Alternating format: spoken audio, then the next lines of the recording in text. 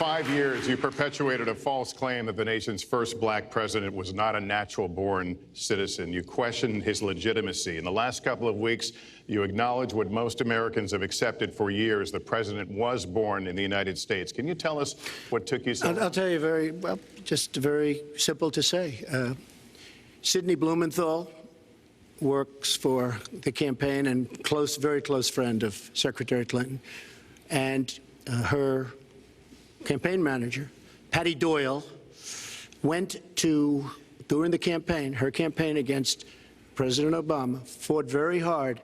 And you can go look it up and you can check it out. And if you look at CNN this past week, Patty Solis Doyle was on Wolf Blitzer saying that this happened. Blumenthal sent McClatchy, highly respected reporter at McClatchy, to Kenya to find out about it. They were pressing it very hard. She failed to get the birth certificate. When I got involved, I didn't fail. I got him to give the birth certificate. So I'm satisfied with it, and I'll tell you why I'm satisfied with it. That was because I want to get on to defeating ISIS, because I want to get on to creating jobs, because I want to get on to having a strong border, because I want to get on to things that are very important to me and that are very important to the country. I'll let you respond. That's important, but I just want to get the answer here. The birth certificate was produced in 2011. You continued to tell the story and question the president's legitimacy in 2012, 13, 14, 15, as recently as January. So the question is, what changed your mind? Well, nobody was pressing it. Nobody was caring much about it. I figured you'd ask the question tonight, of course, but nobody was caring much about it. But I was the one that got him to produce the birth certificate, and I think I did a good job. Secretary Clinton also fought it. I mean, you know, now everybody in mainstream is going to say, oh, that's not true. Look, it's true. Sidney Blumenthal sent a reporter. You just have to take a look at CNN last week, the interview with your former campaign manager, and she was involved. But just like she can't bring back jobs, she can't produce. I'm sorry, I'm just going to follow up, and I will let you respond to that because there's a lot there. But we're talking about racial healing in this segment.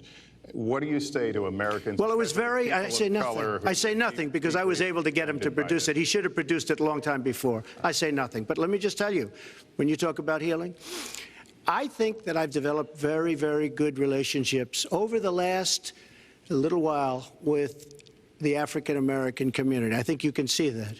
And I feel that they really wanted me to come to that conclusion, and I think I did a great job and a great service, not only for the country, but even for the president, in getting him to produce his birth certificate. Secretary Clinton. Well, just listen to what you heard. And clearly, as Donald just admitted, he knew he was going to stand on this debate stage, and Lester Holt was going to be asking us questions, so he tried to put the whole racist birther lie to bed. But it can't be dismissed that easily.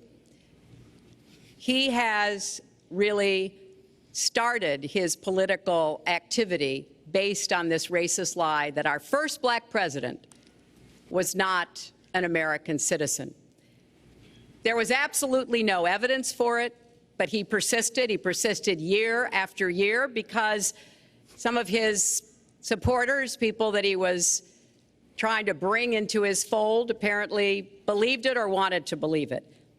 But remember, Donald started his career back in 1973 being sued by the Justice Department for racial discrimination because he would not rent apartments in one of his developments to African Americans, and he made sure that the people who worked for him understood that was the policy.